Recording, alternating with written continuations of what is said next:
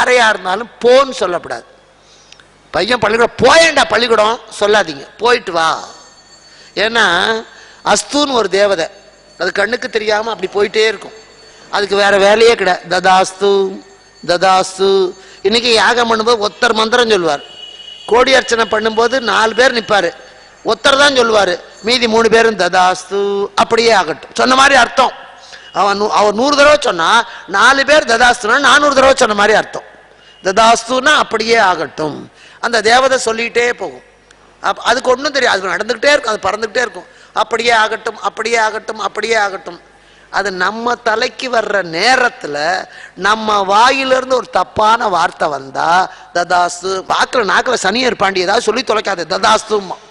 நீங்க பையனை பார்த்து சனியனை போய் தொலைடாம்பீங்க, அந்த நேரம் அது வந்ததுன்னு வச்சுக்கோங்க ததாஸ்துங்க. போன பையன் வரமாட்டான் போயிடுவான், அப்படியே ஆக்சிடென்ட்.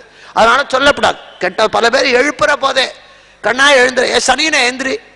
சனியை பிடிச்சா என்ன பண்ணுன்னு தெரியும், அதுதான் தூங்குது. அதை எதுக்கு எழுப்பி விட்டு பிடிச்சிக்கணும்? சனியனை எழுந்துரு, நாசமா போறவனை எழுந்துரு, அவன் தான் போறான், அப்படி எழுந்துருந்து நாசமா போனோமா? இப்படி எல்லாம் சொல்லப்படாது. வாயில வார்த்தை போ. அபிமன்யுவ எல்லாம் தெரிஞ்ச தர்மபுத்திரர் போன்னார். நிந்தனையே என்னை காத்து உன்னை செல்கன விடுத்தேனே, உன்னை போன்னு சொன்னேனேடா, திரும்பி வராம போயிட்டியேடா, என் கண்ணே, என் மகனே, என் அபிமன்யுவே, என் செய்தாய்ன்னு அழுவார். போம்பார், போடாம்பார், சொல்லப்படாது. போயிட்டு வா.